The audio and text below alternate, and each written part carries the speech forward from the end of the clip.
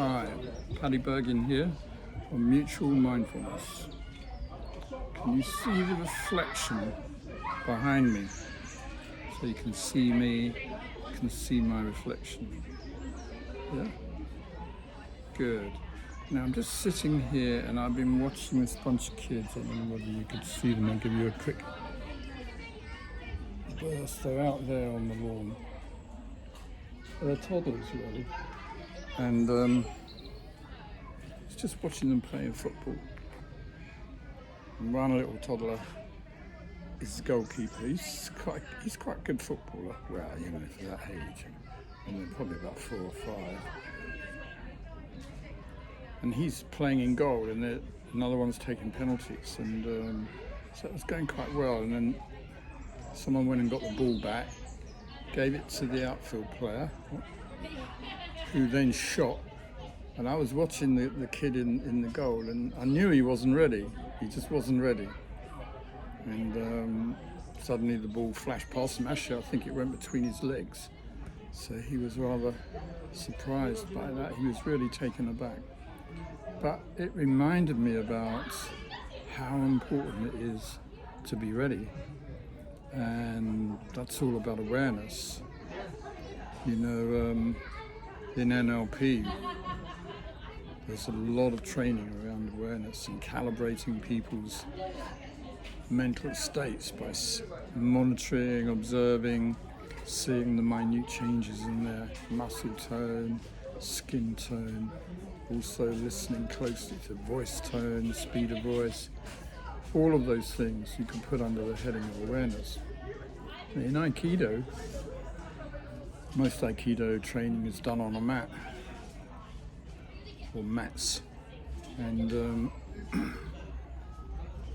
we have a saying that as soon as you step on the mat, you're on the battlefield. So that's a different connotation, isn't it?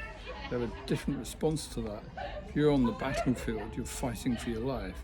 You can't switch off.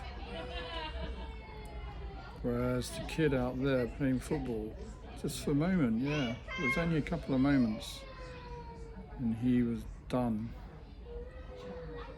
So in life, I think we're on the mat all the time, really. I was coaching a young Premier League football player who's having problems where he's been dropped from the first team. He's only young, and so you've got to be on the ball, so to speak, to maintain that level. So his problem was, it is a different level, and when you step on the field, you are in a different place with those players. So you've got to be right on your mettle, as they say, and even more. So there's a lot of similarities between Aikido and playing football. If you've got the ball and someone's coming to tackle you, or you want to get around them, there's ways of leading them with your body, and it only takes small amounts of movement, like dropping the shoulder. You hear the commentators talking about the striker dropping the shoulder, so he sends the person that way, the opposition player. So he drops the shoulder and then he goes up there. It's nice. There's a lot of tricks, and a lot of them are really about observation, awareness, being right in the moment, and being able to notice people's responses. So you can lead them by those little movements that you do. So I was thinking for him, part of the coaching, if not all of it, is around awareness. How do you, when you step on that field, how do you get into that zone and stay there? And a lot of that is really about having ways to manage your state.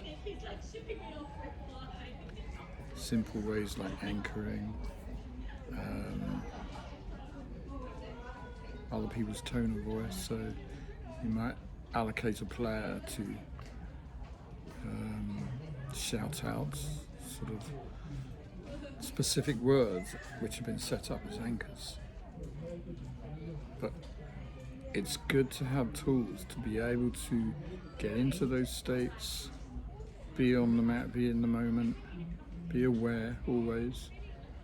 What's in front, what's behind, what's to the sides. There is an interesting, see if I can do this, if I can hold the tripod between my knees and I can demonstrate, perhaps I could demonstrate that our awareness is, if you put your arms out at a right angle each side, like in a cross, soften your eyes, soften your focus, so you're not just focused on one thing. You can see your peripheral vision, you can see what's around you. Even when you don't move your eyes, just keep your eyes to the front. And now notice, if you just move your fingers a bit, I'm moving my fingers like that, and you'll be able to see both hands, your fingers moving. Now move them slowly behind and notice where it is that you can no longer see them. So that is a big area, a big distance. And I think it's really about that mental awareness, conscious awareness that you can do that. You can feel people behind, people shout at you, man on, take notice of it. Yeah. There's a lot I could say about football. I did used to play it a long time ago. I've always been interested in watching it, and I watch people's strategies, and sometimes I think how stupid that was to do that.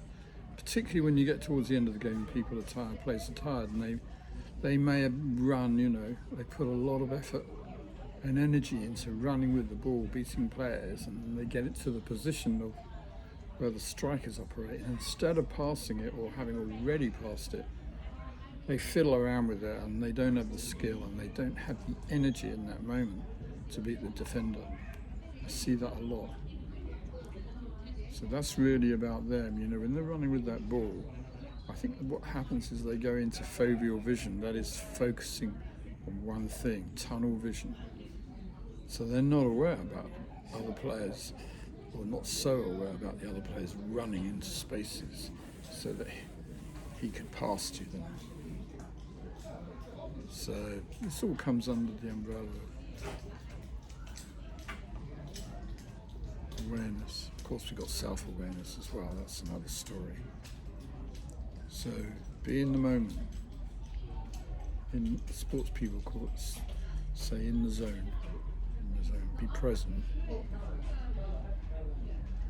Okay, that's all for now. Speak to you tomorrow.